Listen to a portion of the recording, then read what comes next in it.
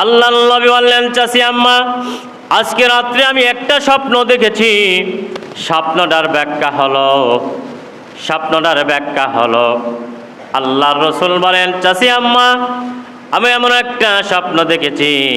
স্বপ্নটার ব্যাখ্যা হলো যে কারবালা নামক প্রান্তরে জিবরিল আমিন আমাকে এক মুষ্টি লাল মাটি নিয়ে এসে দিয়েছেন আর ইঙ্গিত দিয়েছেন আমার কলিজার টুকরা নাতি হুসাইন শহীদ হয়ে যাবে। এই জন্য আমি কান্নাকাটি করতেছি। মুসলমান ভাইরা আমার, চাচি আম্মা এর মধ্যে একটা স্বপ্ন দেখেছেন।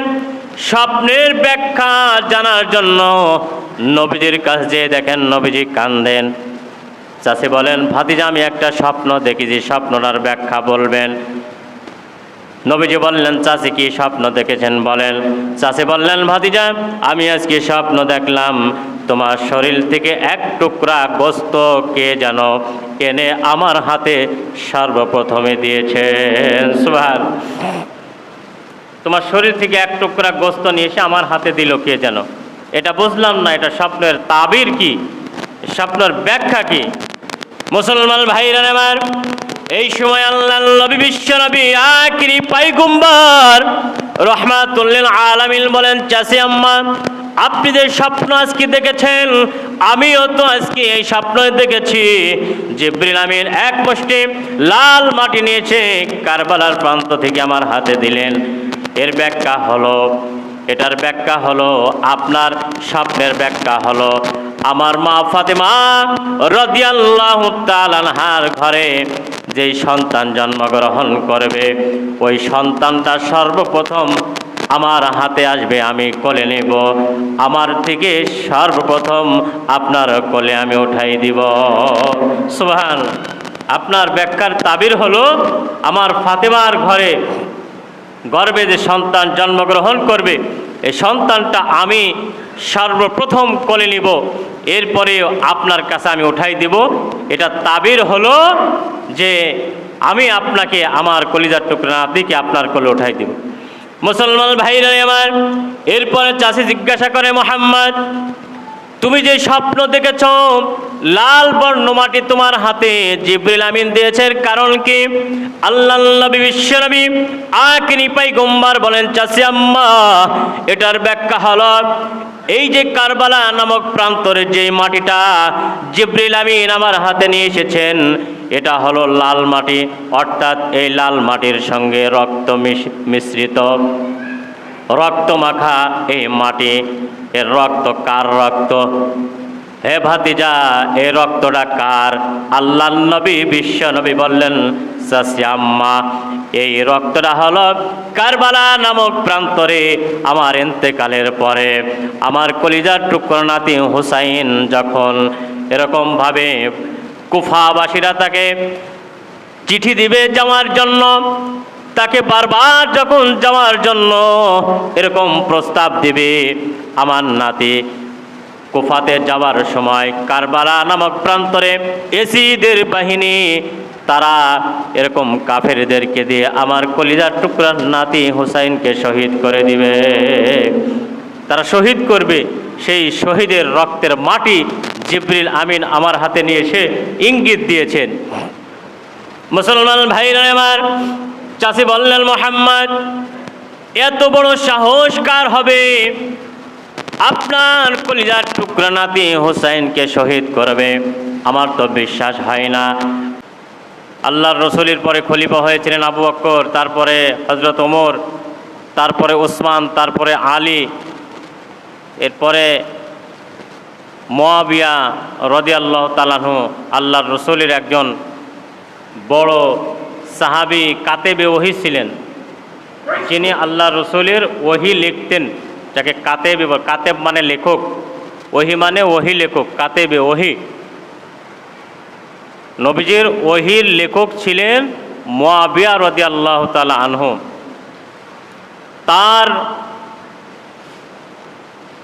তারপরে খলিফা কে হবেন এই নিয়েই মুআবিয়া পর্যন্ত মানে খলিফা ধারাবাহিক ছিল। এরপর থেকে যত ইখতিলাফ শুরু হয়েছে, কুফাবাসী যেটাকে কুফা পড়েছে হচ্ছে ইরাকের ভিতরে। কারবালা ইরাকের মধ্যে পড়ছে, ফোরাত নদীটা ইরাকের মধ্যে পড়ছে। বারবার মুসলিম ইবনে আকিল নামক একজন সাহাবী ছিলেন, হোসাইনের পক্ষে তিনি চিঠি দিতেন, যাওয়ার কথা বলতেন, কুফাতে আসেন, আপনাকে আমরা গভর্নর বানাবো। মুয়াবিয়ার পরে এজিদ, তার ছেলে এজিদ যখন গভর্নর হলো, অর্থাৎ আপনার প্রধানমন্ত্রী হলো, এজিদের শাসনামল থেকে যত উশৃঙ্খল মারামারি কাটাকাটি হানাহানি শুরু হয়েছে। তিনি অনেকে বলেন জালেম বাচ্চা ছিল। তাকে যখন এরকম বারবার চিঠি দিতেন হোসাইনকে, মুসলিম ইবনে আকিল আপনি আসেন, আপনাকে গভর্নর বানাবো। এরপরে হোসাইন রাদিয়াল্লাহু তাআলা আনহু তার কলিজার টুকরা ছোট্ট ছোট্ট দুধের শিশু সাহাবীদেরকে নিয়ে, স্ত্রীকে নিয়ে সাহাবীদের সঙ্গে, ইবনে মাসউদ অন্যান্য সাহাবীদের সঙ্গে পরামর্শ করলেন। আমাকে কুফা থেকে বারবার চিঠি দেয়, যাইতে বলে। সাহাবীরা নিষেধ করেছিলেন যে আপনি যায়েন না, ওরা আপনার সঙ্গে ভালো ব্যবহার করবে না। কয় না, আমি তো যুদ্ধের জন্য যাচ্ছি না। যুদ্ধের জন্য যদি যায় তাহলে ছোট ছোট দুধের শিশু নিয়ে যায় নাকি? যায় না। 70 জন সাহাবীকে নিয়ে, শিশুদেরকে নিয়ে চলে যাচ্ছে। এমন সময় উবাইদুল্লাহ জিয়াদ এবং শিমার নামক দুইজন কাফের লম্পট বদমাইশ ইয়াজিদের বাহিনী, ইয়াজিদ তাদেরকে পাঠিয়ে দিয়ে কুফা নামক এলাকায় ঘেরাও করে রেখেছিল, এমনকি পানি পর্যন্ত বন্ধ করে দিয়েছিল। নাউজুবিল্লাহ বলেন। মুসলমান ভাইরা আমার, হোসাইন রাদিয়াল্লাহু তাআলা শিমার এবং উবাইদুল্লাহ জিয়াদকে বললেন, আমরা যুদ্ধ করার জন্য কুফাতে যাচ্ছি না। কুফার অনেক সাহাবীরা আমাকে চিঠি দিয়েছে যাওয়ার জন্য। আমি যুদ্ধের জন্য যাচ্ছি না, আমাকে ছেড়ে দেন, আমি ইয়াজিদের সঙ্গে কথা বলবো। আমি যুদ্ধের জন্য আসি নাই, আপনারা আমাকে রাস্তা করে দেন, আমি ইয়াজিদের সঙ্গে দেখা করব। এরপরে যদি রাস্তা করে না দেন তাহলে আমাকে আমার দেশে ফিরে যেতে দেন, আমি মদিনাতে চলে যাব। মদিনায় যাওয়ার ব্যবস্থা করে দেন, আমি কুফাতে যাব না। মদিনায় যেতে চাই, আমি যুদ্ধ করার জন্য আসি নাই। ইয়াজিদের বাহিনী তাও শুনল না। এরপরে হোসাইন বলল, এটাও যদি প্রত্যাখ্যান করে দেন তাহলে এমন একটা রাস্তা আমাকে খুলে দেন যে রাস্তা দিয়ে আমি চলে যাব, যেখানে মন চাই সেখানে যাব, কিন্তু আমি কুফাতেও যাব না, মদিনাতেও যাব না, অন্য কোনো রাস্তা আমাকে আপনারা দেখাই দেন। শিমার এবং উবাইদুল্লাহ জিয়াদ সেটাও করল না। তাদেরকে হত্যা করবে, একটাই কারণ হলো হোসাইনকে যদি কতল করা যায়, শহীদ করে দেওয়া যায়, ইয়াজিদের কাছে তার প্রমোশন বাড়বে, তার দাম বেড়ে যাবে, মন্ত্রিত্ব বাড়বে। এই জন্য শেষ পর্যন্ত পানির লাইনগুলো বন্ধ করে দিল, পানি পর্যন্ত হোসাইনকে দিল না। ছোট্ট ছোট্ট মাসুম বাচ্চারা, জয়নাল আবেদিন, আলী আসগর, আলী আকবর, 3টা ছেলে ছিল হোসাইনের। দুধের শিশু, দুধ পর্যন্ত বন্ধ হয়ে গেছে, বুকে আর মায়ের বুকে দুধ নাই, পানি পর্যন্ত বন্ধ করে দিচ্ছে, পানিও দেয় নাই। খোদার যাতনায় ছটফট ছটফট করতেছে। হোসাইন বলে, আমাদেরকে পানি না দিলেও আমার বাচ্চাদের জন্য একটু পানির ব্যবস্থা করে দেন, আমাদেরকে পানি না দিলে আমাদের বাচ্চাদের জন্য একটু পানির ব্যবস্থা করে দেন।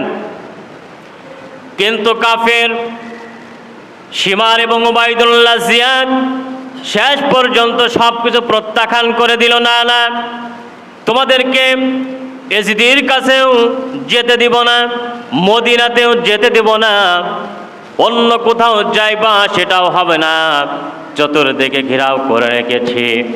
আজকে আমাদের হাত থেকে তোমরা আর বাঁচতে পারবে না, তোমাদেরকে কতল করে ইয়াজিদের কাছে তোমাদের মাথাগুলো নিয়ে যাওয়া হবে। নাউজুবিল্লাহ। উবাইদুল্লাহ জিয়াদ এবং শিমার কয় না হুসাইন আর বাঁচতে পারবা না, ইয়াজিদের কাছেও তোমাদের যেতে দেব না, মদিনাতেও যেতে দেব না, কোথাও যেতে পারবে না, আমাদের হাত থেকে আর রেহাই পাবে না, তোমাদেরকে শহীদ করব। হুসাইন রাদিয়াল্লাহু তাআলা আনহু বারবার বলেন, আমরা যুদ্ধ করার জন্য আসি নাই, আমাদেরকে আমাদের দেশে যেতে দেন। মুসলমান ভাইয়েরা আমার, শেষ পর্যন্ত যখন সব প্রত্যাখ্যান করে দিল, প্রস্তাবগুলো যখন প্রত্যাখ্যান করে দিল, ইয়াজিদের বাহিনী হুসাইন রাদিয়াল্লাহু তাআলা আনহুর সমস্ত লোকদের, সাহাবীদেরকে যখন শহীদ করা শুরু করে দিল, শেষ পর্যন্ত হুসাইন চিন্তা করলেন আমিও শহীদ হয়ে যাব, আমার কলিজার টুকরা সন্তানরাও শহীদ হয়ে যাবে। অতএব কাপুরুষের মতো নির্মমভাবে সহ্য করার সম্ভব হবে না, কারণ আমি এমন একজন সাহাবী, বিশ্ব নবী, আখিরি পয়গম্বর, রহমাতুল লিল আলামিনের রক্ত আমার হুসাইনের মধ্যে। সুবহানাল্লাহ। কাপুরুষের মতো বসে বসে মার খাওয়া, মরে যাওয়া, এটা আর সহ্য করা সম্ভব নয়।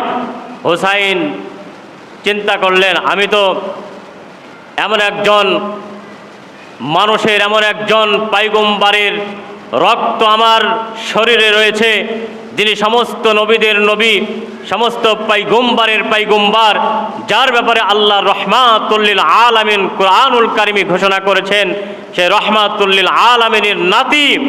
আমি কখনো এরকম কাপুরুষের মতো ওই সীমার এবং ওবায়দুল্লাহ জিয়াদের হাতে শহীদ হতে পারি না। জিহাদ করে, যুদ্ধ করে শেষ পর্যন্ত তাদের সঙ্গে লড়ে একজন হইলেও দুনিয়া থেকে বিদায় নিয়ে আমি হুসাইন শহীদ হয়ে যাব। সুবহানাল্লাহ। মুসলমান ভাইরা আমার, হুসাইন রাদিয়াল্লাহু তাআলা আনহু কারবালা নামক প্রান্তরে শহীদ হয়ে যাবেন, এই বিষয়টা আল্লাহর রসুল জীবিত থাকতে, নবী থাকতেই জিবরিল আমিনের মাধ্যমে একবার জানিয়েছিলেন, ইঙ্গিত দিয়েছিলেন। মুসলমান ভাইরা আমার, আল্লাহর নবী, বিশ্ব নবী, রহমাতুল লিল আলামিন একবার হুজরার ভিতরে কান্নাকাটি করতেছেন, চোখের পানি ছেড়ে দিয়ে কাঁদতেছেন। এমন সময় ফাতেমা রাদিয়াল্লাহু তাআলা আনহার পেটে তখন ইমাম হাসান হুসাইন ছিলেন, জন্ম হয় নাই। নবীজির চোখের পানি ছেড়ে দিয়েছেন, চোখ দিয়ে পানি বারাস, অস্ত্রসিক্ত নয়নের আগতিগুলো ঝরঝর করে পড়তেছেন, নবীজির দাড়ি মুবারক ভিজে যাচ্ছে। এমন সময় নবীজির একজন চাচী আসলেন, আসার পরে দেখেন নবীজির চোখ দিয়ে পানি বাহির হচ্ছে। চাচী বললেন, হে মুহাম্মদ ভাতিজা, তোমার চোখ দিয়ে কেন পানি বাহির হয়? তুমি কাঁদতেছো কারণ কি? আমি জীবনে কোনোদিন তোমার কান্না দেখি নাই, কারণ বিপদে পড়লে আল্লাহ তোমাকে সাহায্য করেছে, আজকে কেন তুমি কাঁদতেছো বলো? আল্লাহর নবী বললেন, চাচী আম্মা, আজকে রাত্রে আমি একটা স্বপ্ন দেখেছি। স্বপ্নটার ব্যাখ্যা হলো আল্লাহর রসুল বলেন, চাচী আম্মা, আমি এমন একটা স্বপ্ন দেখেছি, স্বপ্নটার ব্যাখ্যা হলো যে কারবালা নামক প্রান্তরে জিবরিল আমিন আমাকে এক মুষ্টি লাল মাটি নিয়ে এসে দিয়েছেন, আর ইঙ্গিত দিয়েছেন আমার কলিজার টুকরা নাতি হুসাইন শহীদ হয়ে যাবে, এই জন্য আমি কান্নাকাটি করতেছি। মুসলমান ভাইরা আমার, চাচী আম্মা এর মধ্যে একটা স্বপ্ন দেখেছেন, স্বপ্নের ব্যাখ্যা জানার জন্য নবীজির কাছে যেয়ে দেখেন নবীজি কান্দেন। চাচী বলেন, ভাতিজা, আমি একটা স্বপ্ন দেখেছি, স্বপ্নটার ব্যাখ্যা বলবেন? নবীজি বললেন, চাচী কি স্বপ্ন দেখেছেন বলেন?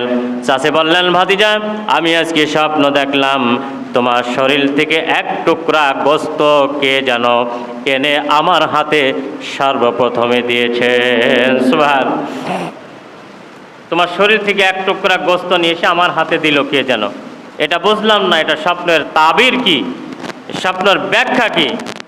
মুসলমান ভাইরা আমার, এই সময় আল্লাহর নবী, বিশ্ব নবী, আখিরি পয়গম্বর, রহমাতুল লিল আলামিন বলেন, চাচী আম্মা, আপনি যে স্বপ্ন আজকে দেখেছেন, আমিও তো আজকে এই স্বপ্ন দেখেছি জিবরিল আমিন এক মুষ্টি লাল মাটি নিয়েছে কারবালার প্রান্ত থেকে আমার হাতে দিলেন।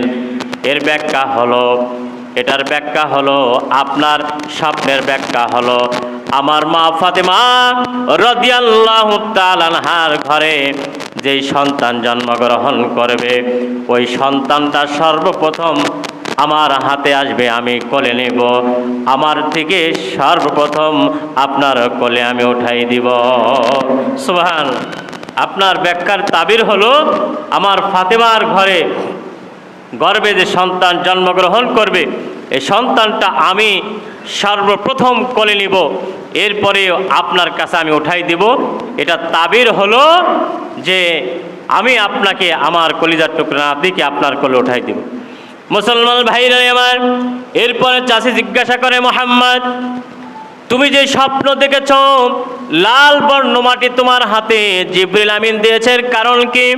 আল্লাহর নবী বিশ্বনবী আখিরি পয়গম্বর বলেন, চাচি আম্মা এটার ব্যাখ্যা হলো এই যে কারবালা নামক প্রান্তরে যে মাটিটা জিবরিল আমিন আমার হাতে নিয়ে এসেছেন এটা হলো লাল মাটি, অর্থাৎ এই লাল মাটির সঙ্গে রক্ত মিশ্রিত, রক্ত মাখা এই মাটি।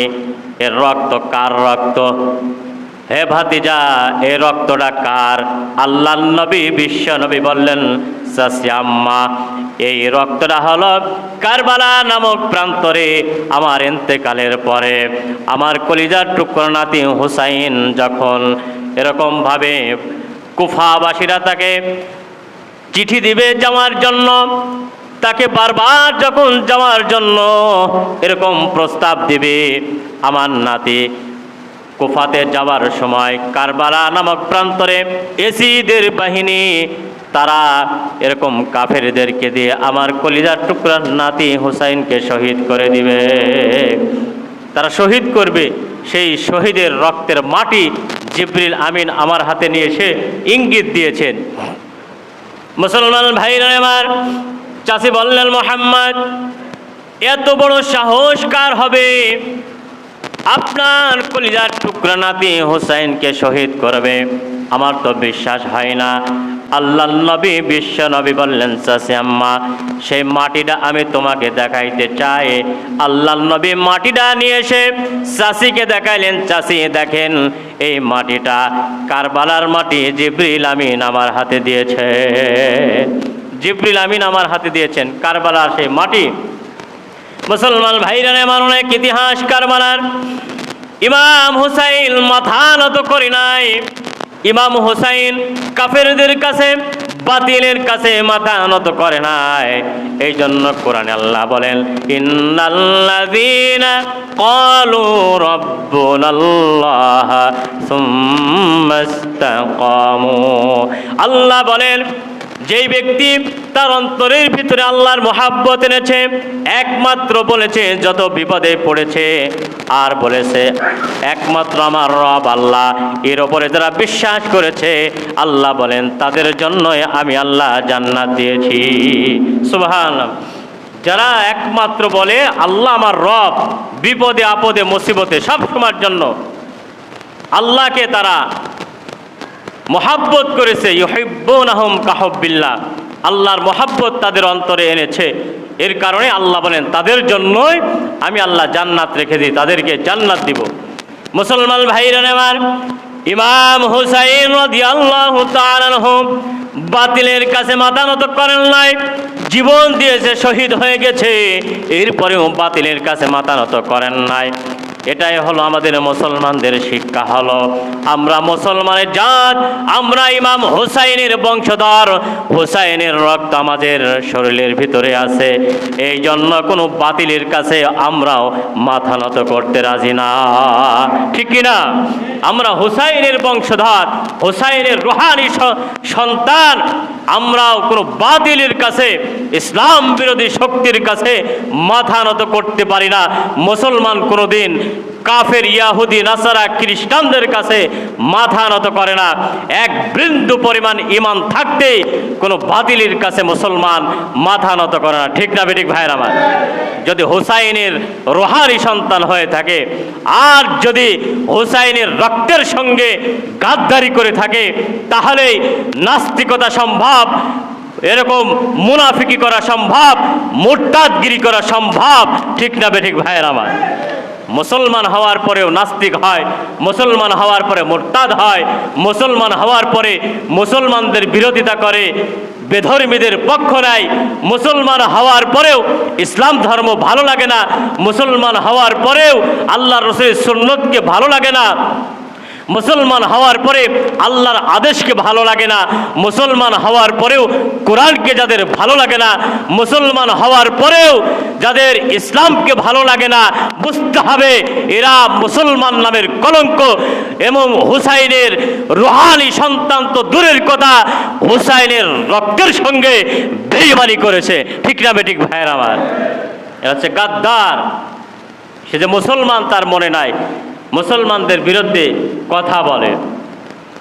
মুসলমান ভাইরা আমার, যেদিন হুসাইন শহীদ হয়ে যাবে, ইবনে মাসউদ রাদিয়াল্লাহু তাআলা আনহু স্বপ্ন যোগে দেখতেছেন আল্লাহর নবী রওজা শরীফের ভিতরে একটু পেরেশানি ভাব, চুলগুলো এলোমেলো, একটা বোতল আছে, বোতলের ভিতরে লাল পানি।